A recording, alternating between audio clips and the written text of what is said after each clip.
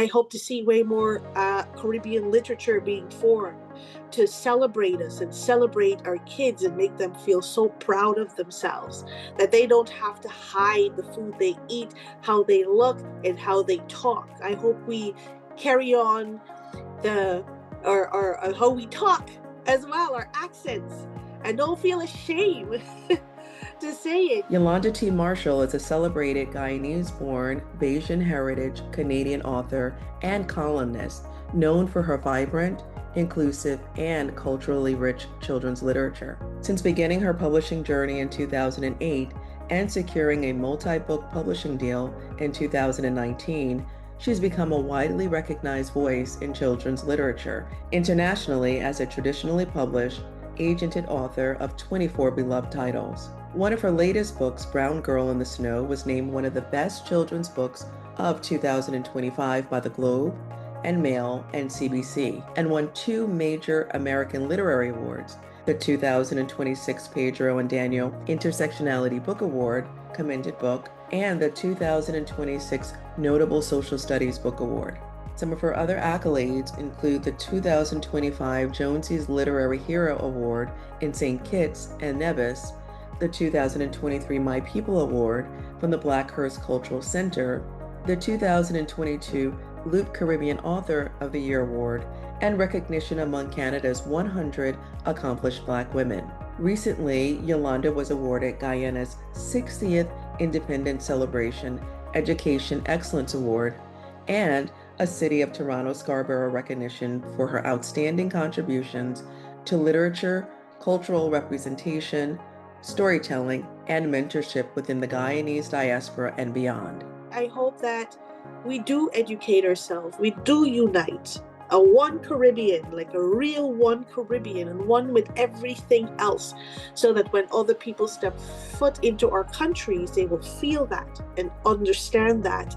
In honor of Caribbean American Heritage Month, this conversation delves into the power of storytelling to preserve culture, build community, and help children see themselves reflected in the stories they read. We discuss Yolanda's journey from poetry to children's books, how literature can become a tool for healing, education, and connection, and the importance of championing other writers and strengthening a more united Caribbean diaspora. Yolanda, welcome to the show. So excited to have you here with us today. Thank you so much. I'm happy to be here. Let's dive right in.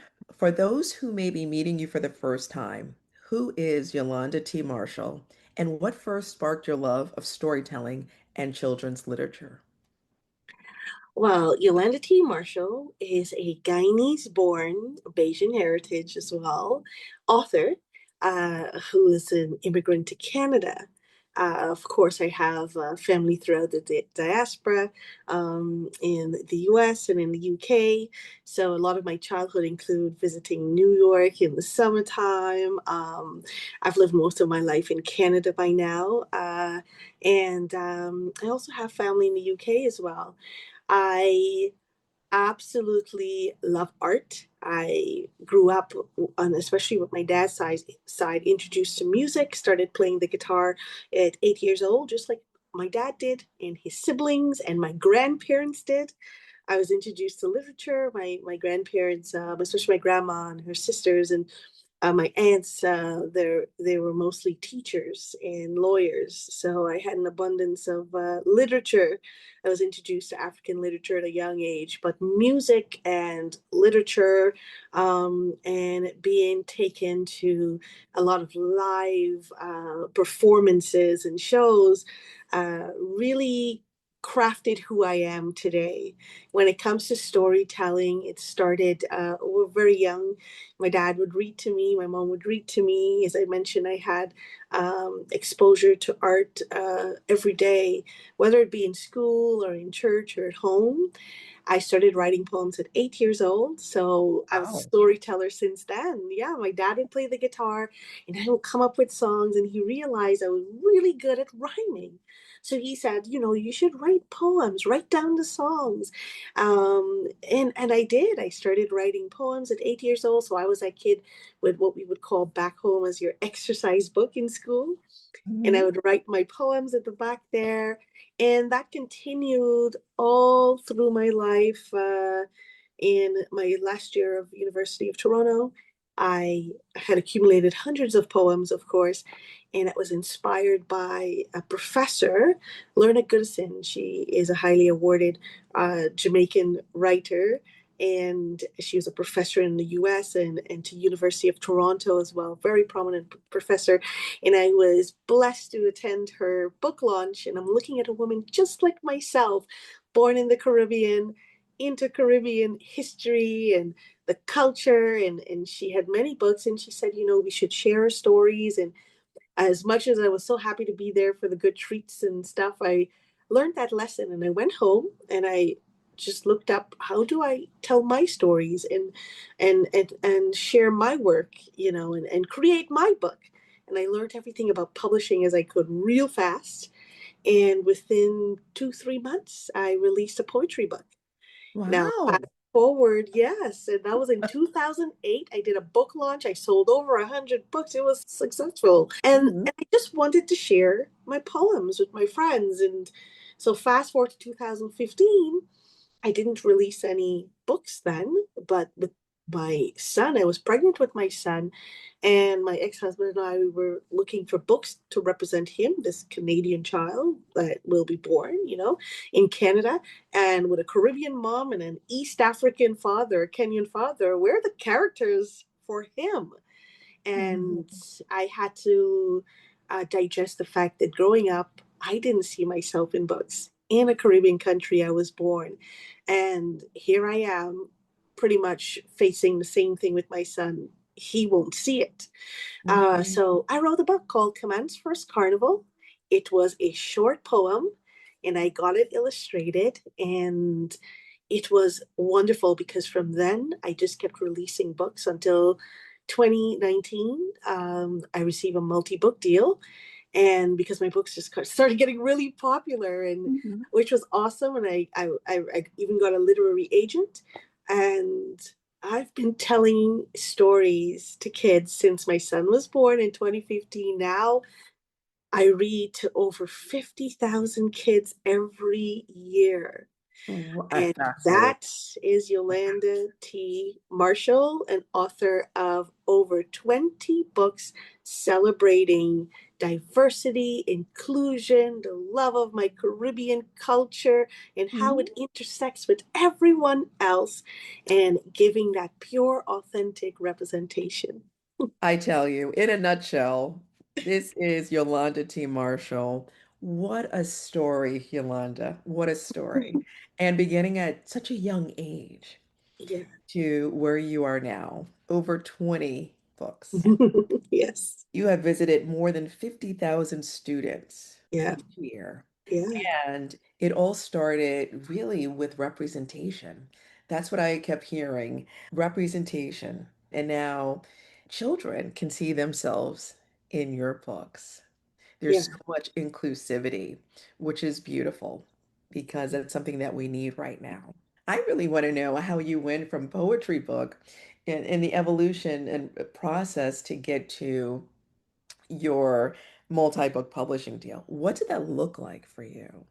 Yeah, I mean, I sometimes I sit and think about it. It just seemed as if I just took off running and just I Mhm. was still running.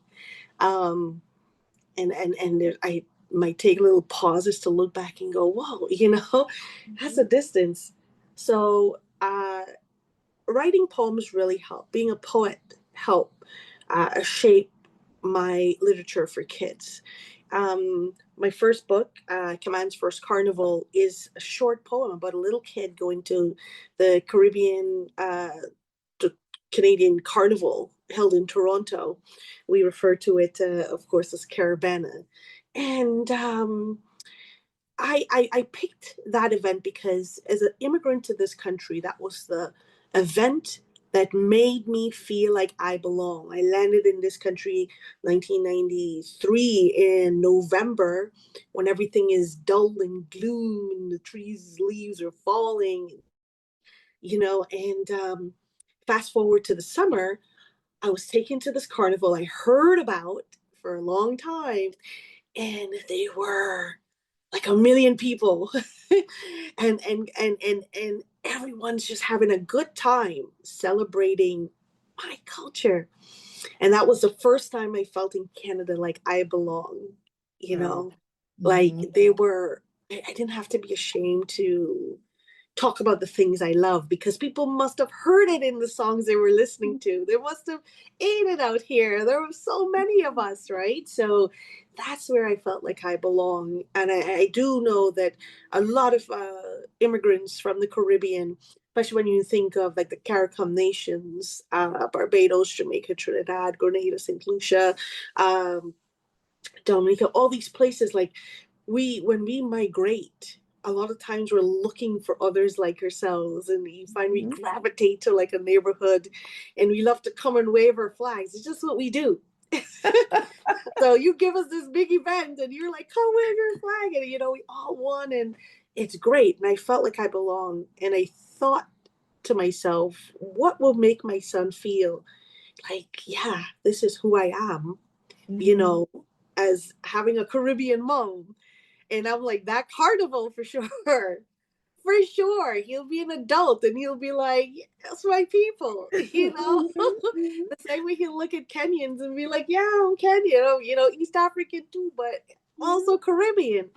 So I felt like I just needed to make sure the story would capture who he is in a country he was born in. Yeah, yeah. And that really shaped who I was. My son introduced me to who I was.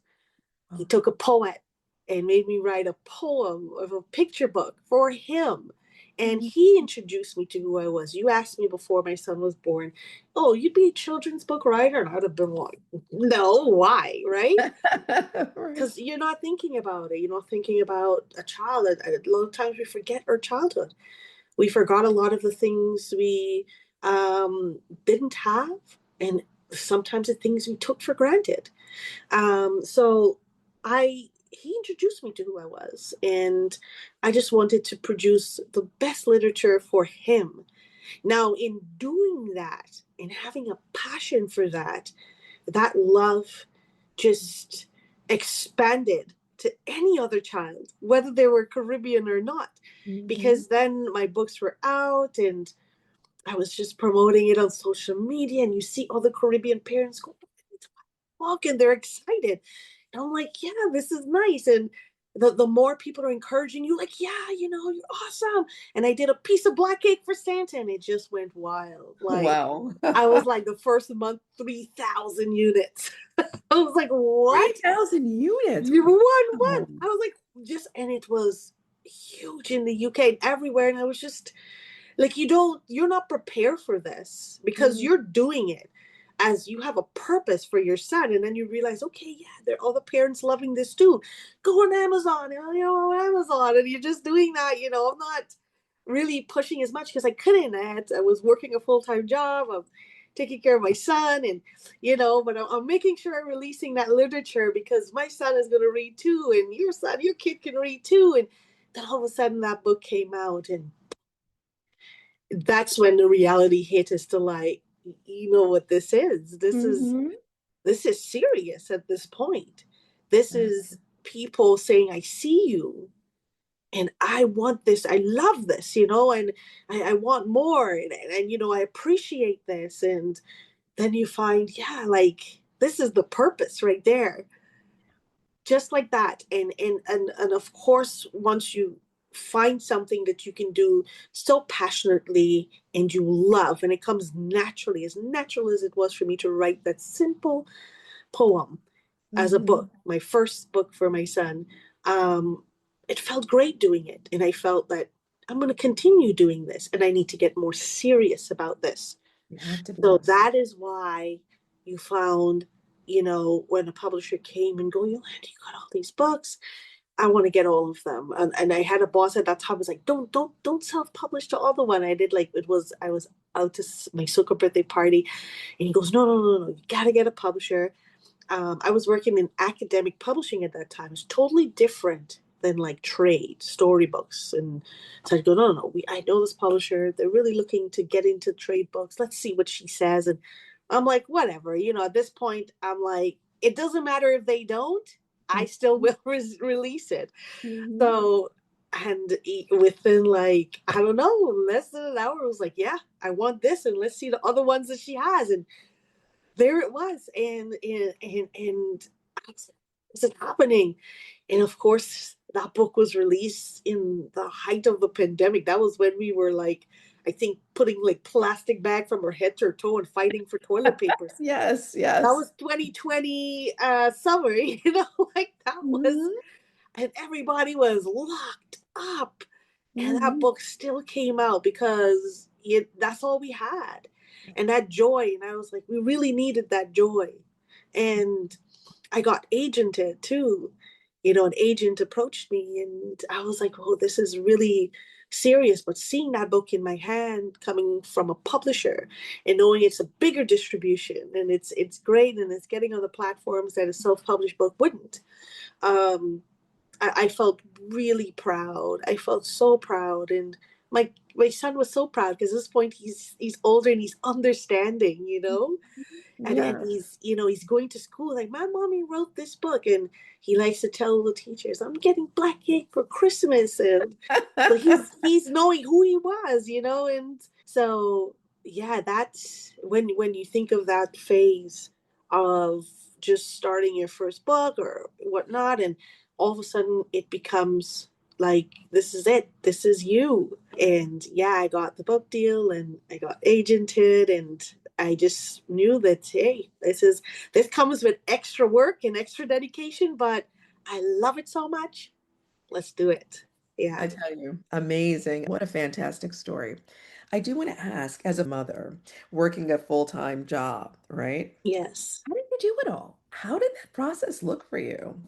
Oh man, I asked myself how do I do it, but I don't have a social life, and that's why. I really don't. I mean, sometimes you see me laughing or playing somewhere, you best believe there's like a literary event connected there somewhere, right? Everyone sees me, they go, oh my gosh, you went to Barbados, you were here. It's like, you best believe like there are books involved somewhere, right? Like it's just, um, I think, yeah, I don't have that social life to say because I found like especially I was divorced when my son was like a really young kid, like 1 years old or so. And um I just that was my focus. I would go to work and I'd come home, I'd take care of him, we'd have fun, we'll travel, whatever. But any downtime, any quiet time, I'm writing. I'm not on the phone talking to someone for 2 3 hours. I'm writing, right? I cook and whatever. After I'm done, I sit down and I'm writing. I'm not hanging out with someone at the movies all the time. It's only recently I have a friend of mine who she come and she's like, let's go to the movies. So I'm like, do we have to? And she'll drag me there. And I go, I only want to go to the nice movies, the bougie ones. And she's like, let's go to the bougie ones then. And it's like, only recently I got back into like, okay, I'll go to the movies, right? Mhm. Which has just been nice. But otherwise, any downtime for me will be writing. I don't watch a lot of television. I'm very selective in what I watch. I cut off my cable from since the pandemic because the news was taking my blood pressure to the roof. Oh my goodness. And I'm like, let me pay attention to what I need to pay attention to. I don't want to be distracted by all this things that's going on. Like I let me if I look at the news or whatever, it's because I'm reading up and I'm researching. I need to know. I don't want anything to come and convolute my mind. I don't watch reality show. I can't tell you any of those things. I look at if I read it online, I might get a little gist of what's going on because of Shade Room. um, Give me the Coles note, I would say, on Shade Room, right? But I don't yeah, I don't have loyalty to any of that. So that I utilize every time I have to create. And if I'm somewhere and an idea come to my head, I make sure I put it on my phone. Anything I can to like, make what's the next story going to be like. Um, and then I focus on that and that's it. But I use my time very wisely and sparingly, making sure I put my son first, myself first, and and then everything falls into place. Yeah. Oh, that's wonderful. Tell us a little bit about your writing practice because I heard you jot things down. What does Yeah. it look like from ideation to execution? Oh man, the idea always comes up, always. I'm full of puns. I'm like, I have dark humor. Like, Children's book writer with dark humor? oh my gosh, it's ridiculous. But Right. I think, I think there are times I was like, I need to change my genre. But remember, I used to write poems for for adults, so it's kind of like, trust me, I have a wide range of Mm, literature going on here. But I love kids literature because it's like my inner child getting to live again and getting all these bugs that I didn't have as a kid. mhm, So that writing process is like, what story would have loved to have when I mhm, was a kid that I didn't get? And from there, I get a list of so many. And then I look around, I see like what's out there, and I try to not write what's out there already. I mhm, try to like, let's get something totally different, right? Like when I did What's in the Cookie Tin, there's no children's book about that cookie tin that's been haunting us for so long, right? So it's like, well, no one's gonna write about the cookie tin, a piece of black cake for Santa. So what? You're not gonna like leave something for Santa that you didn't leave before, like so. Miles Away in the Caribbean. That would have had to have been the first book that was released in 2019 summer that took this Canadian kid to like a bunch of different Caribbean countries, and you learn unique things about it. I mean, after that book came out, there was like 20 something other books like it, just with the same kind of format. But it's mhm, like, I always felt like I grabbed that first. Like, I really wanted to like highlight books I never had. And growing up in a Caribbean nation, of course, it helps you because you find kids who are born here or adults who are born here would have a different perspective of the Caribbean. They would mhm, romanticize a lot of things, when they think of what it's like to be Guyanese or what it's like to be, it's like, oh, your mother's saying, come in the house now, or so, you know what I mean? It's like their thing is like hearing the accent and hearing, oh, and where to me it's like, oh no, it gets rough. No, it's mosquito biting you in the blockout, and you and your cousins creating concerts in the dark with one candle, right? And all these kind of things, and playing hide and go seek and like that kind of stuff in the blackout. Like, we're really experiencing some rough times, but we make the best of it. Like, so I, in my mind, it's like, I know the kind of books I would love to have as a Caribbean kid growing up, and I didn't have. And then here I have my son, and I was like, I'd love him to have the joys and the humor of being Caribbean. So these things are always in my head, all these things, my how I was raised, then how my son is raised, and then my experience here, and all that. And it's like, okay, this is what I need to write about. mhm, And my friends, who are my friends too, how do they play along? I have a book called, My Soca Birthday Party with Jollof Rice and Steel Pans, and I felt I need to have a book. So just to give you an idea of the thought process with that is, I want to have a book where it shows Caribbean, but also that African side of my son.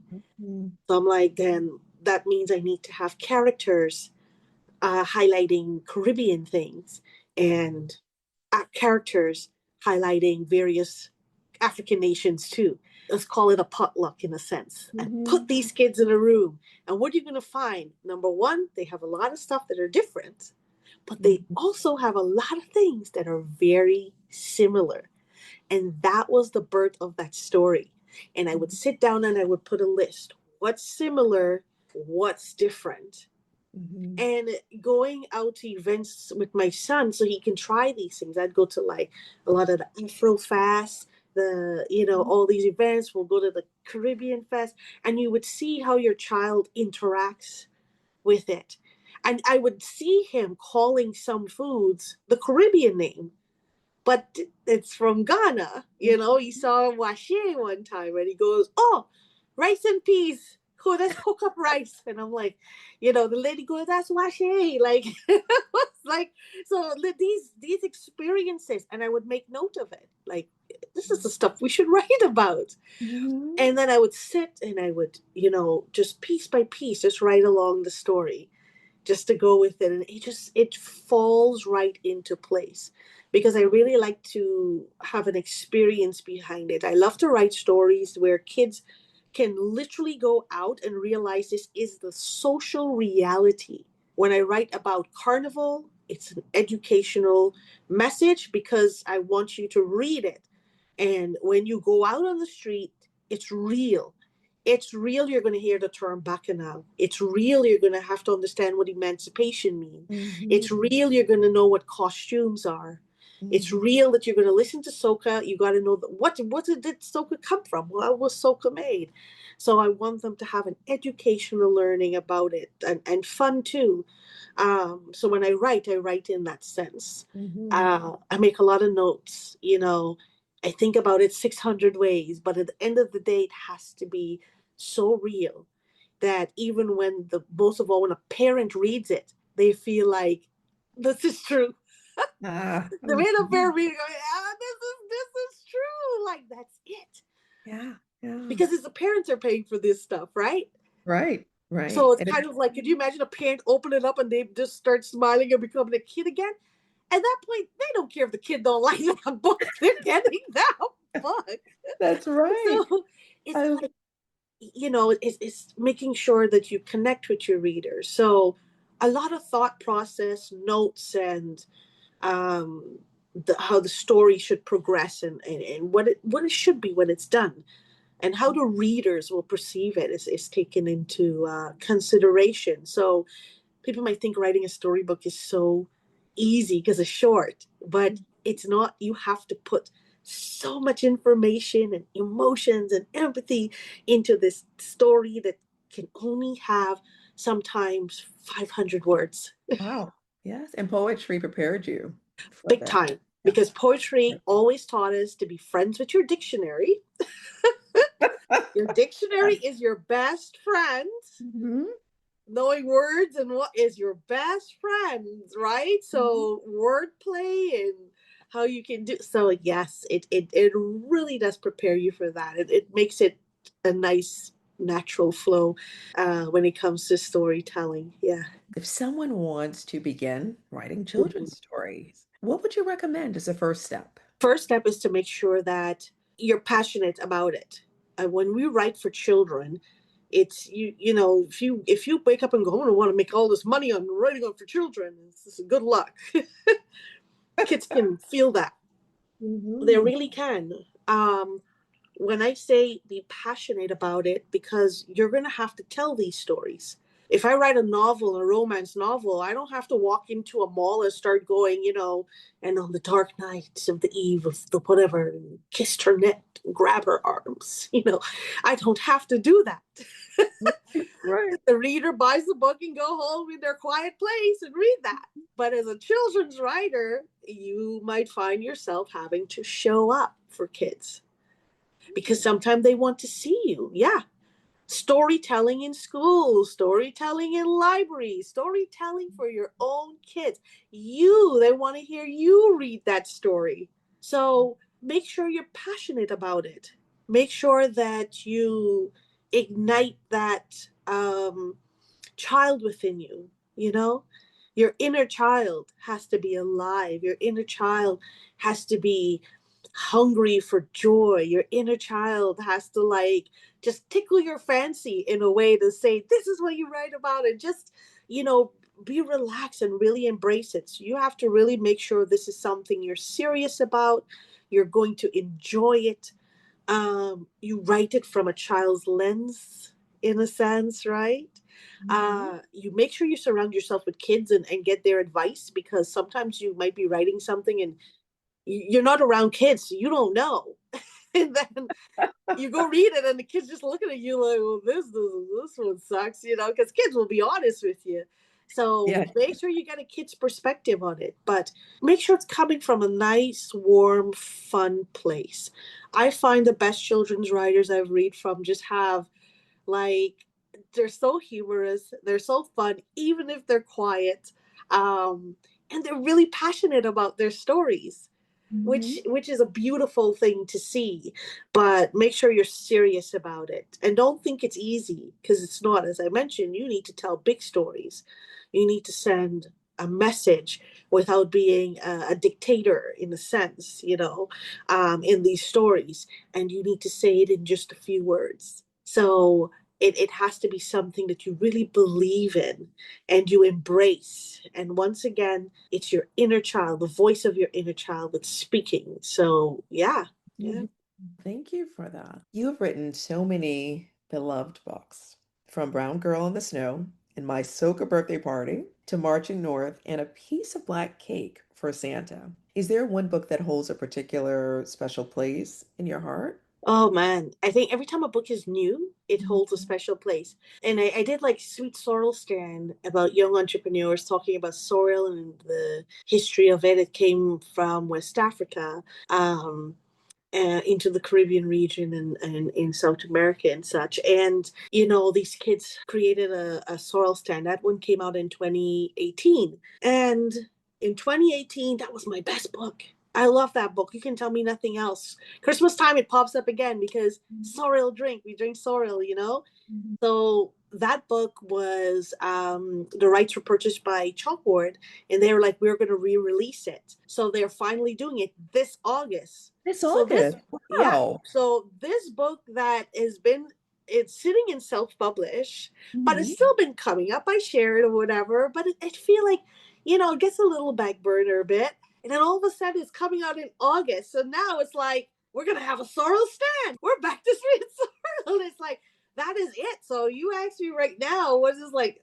It's gonna be about sweet sorrel, right? And I'm excited about that. In February, I was excited about marching north. I was excited when Brown Girl came out. Oh my gosh! Like every time a book is new, it's like my best. So it's so hard. It's like asking me which one of my kids I love most, and I'm gonna Mhm. say to you, if it's their birthday, it's them on that day.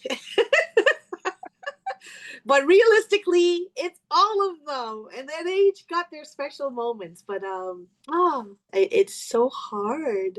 It Mhm. is so hard to pick which one, and I think it's because I've been exposed to seeing the joy it brings to so many people's faces that you can't go, well, this is better than this, and this one holds, like, it's based on the moment and the time. Yeah, it's really hard. I think really the one book that is, I think it's sentimental for me, is A Piece of Black Cake for Santa, only because I love Christmas. And of course, I have like Christmas elves being themselves and whatever. I love Christmas because I'm a Christmas baby. I was born December 16th. So that book is like an ornament in my house.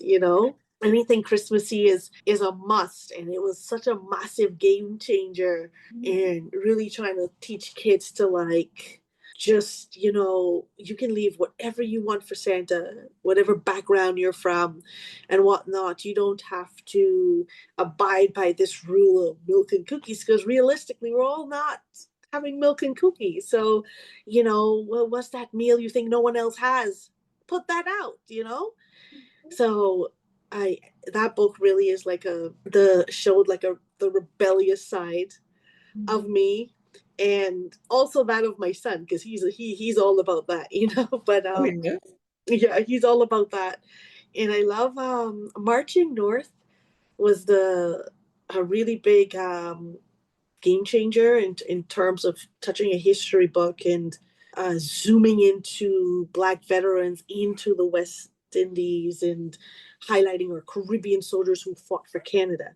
So that was so great, and I'm so happy I did like a heavy Bayesian focus on it, because coming from my dad's side, who migrated from Barbados to Guyana, and these are the people who raised me and introduced me to art, and I felt Mhm. like, yeah, we're gonna make that book a heavy Bayesian book.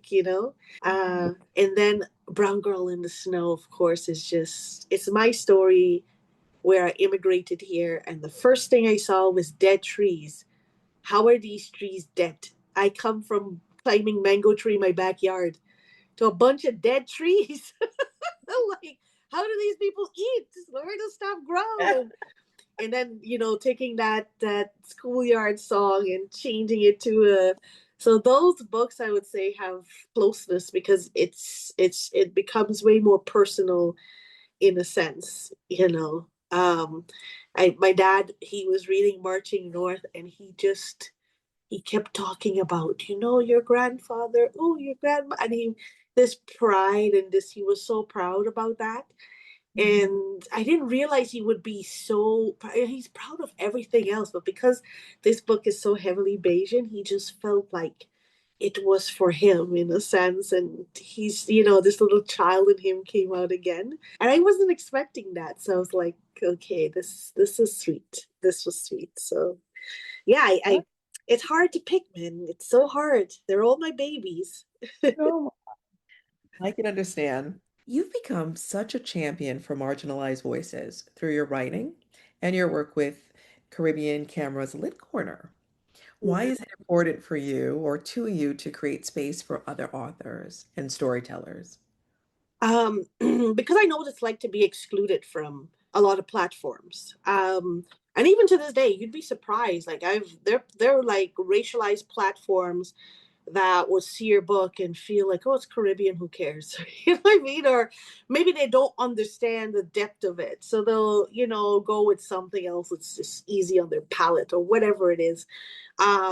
We're still fighting for equality in a sense. So although you see a lot of us, we are getting into spaces historically we were not included. There's still a lot of work that needs to be done. This is still is sadly an industry that does have its bias, does have its discrimination, does have the nepotism, does have the narcissistic traits in people that, the divide and conquer and the jealousy and all that happens to it. It's there. And if you're there and you're passionate and you have a voice and people see you growing, they try whatever it is to keep you out. And it's just, that's the reality of it. But I always tell writers to, like, let's be realistic. It's there, but it should not be something to hinder you. You've got to keep going because the universe is with you. And I always say, once the passion's there, the heart is there, and you have great intentions, nothing is going to break you. Let other people build up their bad karma. That has nothing to do with you. You keep going. So I know what it's like to have a book that's out there. I remember when I was self-publishing, and you can't get onto certain platforms. No one's writing no article about your book. And then when I got an article written about my book, I know what that felt like. Like I was seen. And more so, having other readers see that hey, this book is available. I know how important that was. I started a podcast actually before I did Lit Corner. You can look it up, Caribbean Story Time, and you would find me. I reached out to writers and publishers in the Caribbean, and I would interview them. And these are people who I really admire and what they were doing, and they were in the Caribbean, and I was so proud, and I was doing that. And then I would have my son reading them there, and I would read him stories, but it was just a literary corner. But if you look it up, I've showcased many authors on that podcast. So then the Caribbean camera, I was, of course, with growing and everything, I got into like Global Mail, all the big newspaper, right? I was even on ABC News in the States. Wow, So, but congratulations. yeah, it was like, oh man, I'm there, and they're like, hold on, why am I not in Caribbean camera? And I remember the the editor, he's like, you're in all these big things you care about. I go, I care because this is my community newspaper. What are you talking about? Like, I'm Caribbean. I don't care if you think this is some little dinky thing. Why I care? I care because it's not some little thing. This is my community stuff. This is big. Like, you really think like, oh, because I'm all in these big newspaper fancy, like I don't care. I care. So I remember I called up really wonderful mentor of mine. I was like, these guys, they don't have a writing. And she's like, well, you call them and you let them know that. And I was like, yeah, that's what I'm going to do. So I called him and I'm like, listen here, you should have books in there. Then he's like, who's going to write it? I go, I am. He goes, well, we don't have like the budget. I go, I never asked you for a dime, sir. And I go, I just need a page and I'm going to submit my article religiously, and you're gonna put it in that page and print it bi-weekly. How much books you put? You do we have that much books? Yes, we do. So I did. Listen, I got my page first time, put in my books, and I just this book, and I'm recommending, yeah, this book, this Caribbean author, and I'm putting my books in there because I had books that have never been in there. My books haven't been in there, and I had like tons of stuff. We got catching up to do. I That was 2021. Now it's 2026, and that is like maybe over 1,000 books by Canadian-based writers, majority Caribbean. Can you believe that? It's amazing. Whether it's traditionally published or self-published, I was putting it in there. And people are like, I didn't know we have so. And it's like, yes, we do. Yes, we do. But what happened is that people would write these books and they'd want to share it, and marketing is really tough. Marketing is a beast. And then sometimes they might just say, okay, well, I did my book, and they go to sleep, and it's kind of like, no, no, no, baby. We got to get this into the community. I want people to know that it's there. And it could be a book that I don't like and I don't agree with, but a book is a book that's a book. And there's a book for everyone. And when I put it in there, it's unbiased, is to say, this is a book that's available. Please go check it out. And, they can see, the author's name, what it's about, and that's it. And every year I show like about, oh my gosh, it's got to be like 200 books or more. I show in that papers. Yes, I listen. I do my 200 little. books or more? I put aside an hour every 2 weeks, and I go hunting for bucks. And sometimes I see it online if someone posts, and I take a screenshot, and then I go look it up online. Can I find it online? Oh, it's available. Oh, there we go. I look up and see, is the author legit? Yeah, they're on social media. That's what they look like. Yeah, they're in here. And that's it. And there you go. And then sometimes I would grab writers that are from the Caribbean, if they have amazing books, whatever, and say, support these writers. They got great books. So, yeah, it's important for us to show up and show our people. And without asking anything of this, most of the authors don't even know I showcase their book. It's just, I do this for my community. Yeah, I want to make sure that anybody picks up our Caribbean newspaper, they'll see we do read, and we are writing, and there's something for everyone out there. So yeah, I have a lot of fans who see me and they're like, "You're the girl that does all the book stuff," and I'm like, yeah, I think they know me for that. It's like I write too. Absolutely amazing. I'm hearing community representation. Yes, yes. And as we celebrate Caribbean Heritage Month, do you have any advice for the community that talks about showing up, talks Yeah. about making sure there's representation? How can that narrative change for the better?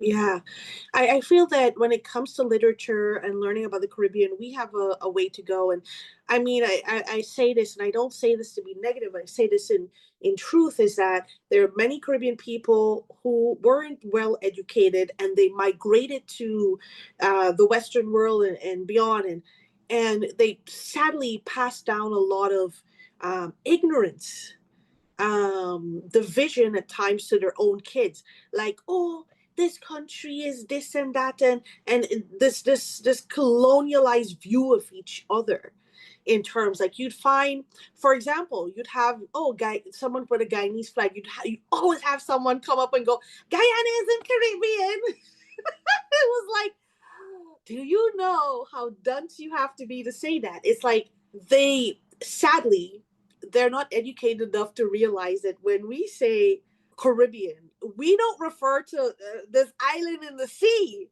We say we are Caribbean people by culture. Because, and I say this because it's always someone at times that is born here saying that, or in the US. And I'm like, okay, so you're born in the US, your parents are from the Caribbean. Yeah. Then why are you Caribbean if you're born in the US? Get it? You know, culture. That is what it means. And then you try to explain about CARICOM and how all of their economically, how they're connected, and even beyond slavery. Our ancestors came from this port, and the boat stopped here and there and there. And this is why we all have quite a similar accent, but different. and but there are people that are ignorant in this sense, and they're always looking for a way to have a division. And it's kind of like that's not what a lot of our forefathers fought for. They wanted us to be together. As when we look at our passports, anyone that's born in the Caribbean that has a passport can show you it says Caribbean community. It says Caribbean community. And the only people that would know it has that are people who are in the Caribbean and know other people's passport community. That's what that means. So, could you imagine on a united front the amount of positivity we can pour into our younger generation as one? The same kind of unity we ask to be with everyone else. You'd have, like, just recently, I'm looking and I'm seeing people celebrating Juneteenth. I understand what Juneteenth means. Same way I understand what emancipation means. These are my people.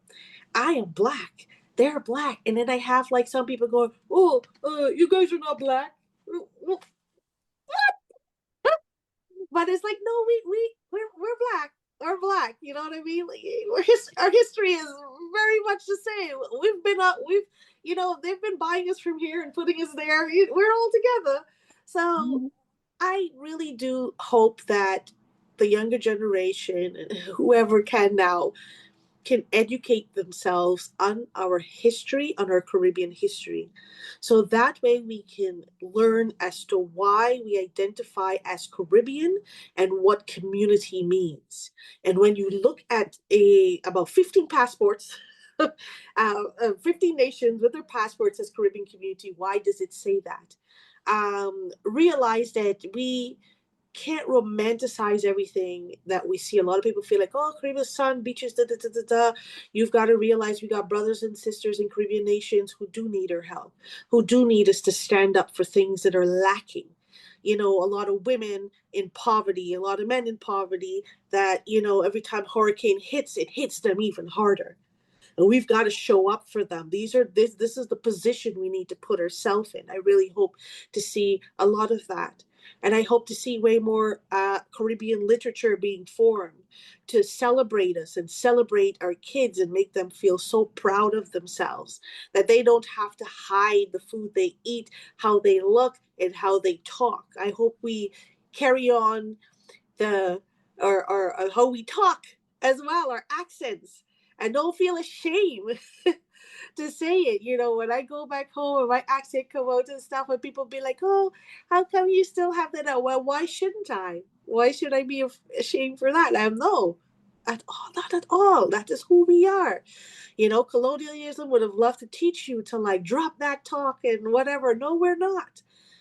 So I hope that we do educate ourselves. We do unite a one Caribbean, like a real one Caribbean, and one with everything else, so that when other people step foot into our countries, they will feel that and understand that.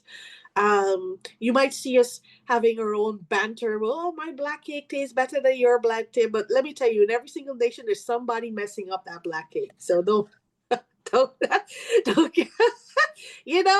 so it's kind of like, just, don't take those things seriously. When you see Caribbean people doing that, that's just, it's all fun. Like, don't take it to any kind of like a negative level. But I feel literature has a major role in shifting the narrative, in educating our younger generation and educating others around us. And more so, I really hope that so many people fall in love, more people and more people fall in love with the Caribbean, that they would do whatever they can to help, especially when it comes to climate change and how that is affecting so many of our beautiful nations in the Caribbean. So that, yeah, we can rebuild in many ways. We're facing our struggle there, and every time we think of home, at times, we think of all the beautiful things, but we have to know the risk it comes with. The political issues people are facing, the crime rate that's rising, and how we can help in that sense. Right? It's not all carnival and soca. We have our blues too. And if we can all come together and really help each other on that. But yeah, community is important because I come from a Caribbean community. And if you notice my books, it's so hard for me to just write on one nation. I come from Guyana. I could easily put a book with just Guyana, but it's realistically when I step into a room and I talk about identity and representation, and I see all my Caribbean people, it's it's all the way in one family. It's like I feel that and I see that, and I make sure my literature really represents that, and we're all seen in a sense. I'm one of those people where if I get in somewhere, I'm gonna leave that door, put something at the door so my people could come in too. I'm just like that. So yeah, I hope as a community that we strengthen and we read more and be serious about educating our younger generation on who we are, where we came from, so that we can make sure where we're going is better than what it is today. Wow. Yesterday. And if you could sit down with your younger self, what would you say? I would say it's gonna be cool. It's gonna be so good. I'd say it's gonna be good. My childhood wasn't always fun, and I was a barrel child at some point. And your parents are looking for that better life, and leave you with relatives and stuff. This is sadly some relatives are just out for the barrel. They don't care about you. So I know what it's like to have like love, surrounded by love and good people. When I think of my Bajan grandparents and my dad and my aunts there, like I know what it's like to be so loved, but I also know what it's like to be treated poorly as a child. And in those moments you would think like, what's gonna happen? And you have this fear, and then you come out of it and you're adapting at times a new country and you're going through these motions. And I sit back and I think of those times, and I think of that little girl who would sit there on the stairs and just be at times scared, with my little sister that's 2 years younger sitting next to me, that I had to like take care of in a sense, because she was way more scared than I was. And I would have to just say it's all good. Like there's so much that's gonna happen, and there's so much to do. And at the end of the day, you got the power. You just got to keep fighting. And and I was a fighter when I was young. I pat myself on the back because of that.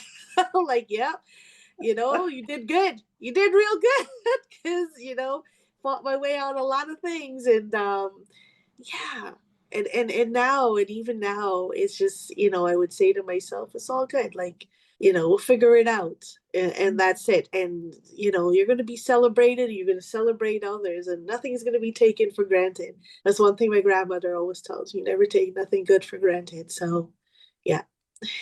Words of wisdom. What advice would you give to aspiring authors, particularly those who may feel that their stories or their voices don't belong in traditional publishing spaces? Yeah, you got to drop that notion, because I think historically we've always been raised to feel that we were not good enough. We don't belong with anything in any type of profession. At times, sadly, many of us have been felt as if we weren't even, good enough to breathe the same air. So drop that, because it's all in your head, and you've got to know how important your voice is, especially for our youngest generation. And don't think that, oh, I need this massive audience, I need 1 million people to love my stuff and all this. No, not at all. You would never know what it's like to have your book change the life of 5 people or even one person, and how wonderful that feels. Right. You go out there, you'd be so surprised at how many people are open to reading your book, open to celebrating you, and will show up. But you just have to write. If you start to like fool yourself or trick yourself into thinking, oh, I don't belong there, or I will never get there, not true. Absolutely not true. You could publish a book, self-publish, and it will do amazing, better than a traditionally published book. And you could traditional publish a book and it can do like worse than a self-published book. So don't ever feel that way. The good thing about being traditionally published, once again, is getting yourself out there, in terms of distribution and whatnot. But what it does come down to is, who are you as a writer, and how much of that are you willing to share with the world? And you're going to have to market yourself. You're going to have to be proud of your book. So you got to build that confidence before you write that book. So by the end of it, you know that, you know what, whether people like me or not, they're going to see this title all over. Like, it's going to be in the stores. I'm showing up in the stores. I'm going to get it on the shelf. I'm going to get whatever, like, reposts and media that I can. I want to show up at any festival, and you pump yourself up because you can do that. There's nothing blocking you from that. So do not bring your confidence down beforehand. And that's one thing that I've always done. I know the minute I knew that my book was doing great and there's a purpose and it's wonderful, you couldn't tell me nothing. I was like, they're gonna get these books. That's what they're gonna get. I'm happy about this book. My son's happy about this book. That's it. So it's gonna be out there. So you gotta feel like that. And you do have a voice. There's always someone that's willing to read you. And what writers don't realize is that sometimes people gravitate towards you because they feel you look like them. There's something about you that reminds them of themselves. There's something about you that reminds them of someone good in their life, and they will start to gravitate towards you to listen to what you have to say because it's you. You So are to the say you brand. don't belong there, it's come on. That's one thing I notice. If I'm a children's writer and I have a kid, you'd have other parents come, yeah, I have a kid too. And it's just that the comment, it starts right there. But you would be surprised at how many people gravitate towards you. You think about using your social media and the people you're following. Why did you follow them? Because they have a sense of humor as you. They're talking something that you might like. They're eating what you like. They're posting these memes and you're like, yeah, I'm like, yeah, I know that girl. Yeah, oh, let's follow. Right? So could you imagine if it's you? How many people Very do true. like you? So don't ever, ever count yourself out. Don't ever count yourself out. This world have 1 billion people and you have a book to sell. So push it. Don't Yep. don't count yourself out. But you know, get your story out there. And as long as you're proud of your story, guarantee there are a lot of people who will be too. Yeah. Oh, absolutely powerful. Absolutely powerful advice. What's next for you? What is one thing you're looking forward to? I'm looking forward to my son getting old enough. My son.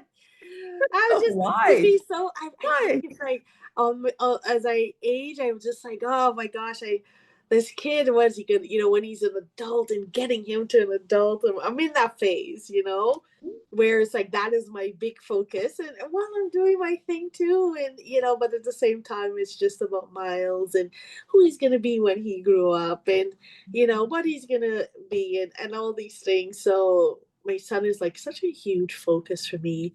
Um, but what's fun is now that I go to events with him, he goes, well, I could be your I'm gonna do the music for you, and I'll do all like the all, like he just wants to be my technician. I love And I'm like looking at him and I'm like, you know what? I think that is a job for you. and it's and then I'm just like, wow, this is actually really cool. So I that's the phase I'm in right now, to be honest. But also, I'm still writing books, Mm. so I will continue doing that. At first, I have people go like, "Are you gonna write books for older kids?" And now that Miles is older, it's like, "Nah, I love it where the kids are." You Oh, know, I'm gonna be like, "Miles, look, you introduced me to yourself, and you left me with the babies, all grown." oh my goodness. And I was going to ask you, I was thinking, okay, when Miles is 16, 17, are you going to have a different book? Oh, I don't No, it's know. going to stay, you're going to stay with children's stories. Yeah, yeah. I would say never, but I think I'm gonna be with the kids for a long time. I That's like it here. wonderful. We have unpacked a lot. Is there anything that I haven't asked you that you would like to share? No, we've really spoke about a lot, which is so good. And if it's one thing, yeah, with writers, just keep writing, and keep associating yourself with other writers who you would like to learn from as well. And but more so, be true to you, be yourself. You don't have to be someone else. You don't have to write about what someone else is writing about. You don't got to be like them, but you just have to learn the craft, learn the industry, like really research publishing, the trends, how to promote yourself. If something is overwhelming and whatnot, at times when you read into it, you look it up, you find, hey, it's not too bad. There's so much that I can do for myself, right? But I would say research, learn everything you can about publishing, and build your confidence in who you are, and that will make you believe who you are as a writer even more positive and great. And it's to put yourself out there, pump yourself up. You know what I mean? So before that book is done, you are a writer. Before the book is published, you are a writer. You've got to put that big sign on your on your wall if you have to, just to remind yourself of who you are. And when you hold that book in your hand, you go into every store, every single store. Know your community, know where you can promote your books, and take full advantage of it. Everything don't come to you. You have to go fight for it, right? And the more you keep going out there and doing it, you find the right things, you start gravitating back to you, and have a passion for it. Do it with good intent, as I say, and it would feel as if for you're not working for someone else, in a sense. You know what I mean? It's not really work. It's kind of like whatever work you're doing, it's just paying off and making you feel real good about yourself once you're passionate about it, right? It feels great. It feels great that you're doing this, and you're putting your stories out there. So yeah, just go for it. But yeah, don't never give up at all. Don't give Never, up. and, never. and and if a genre don't write, try another one.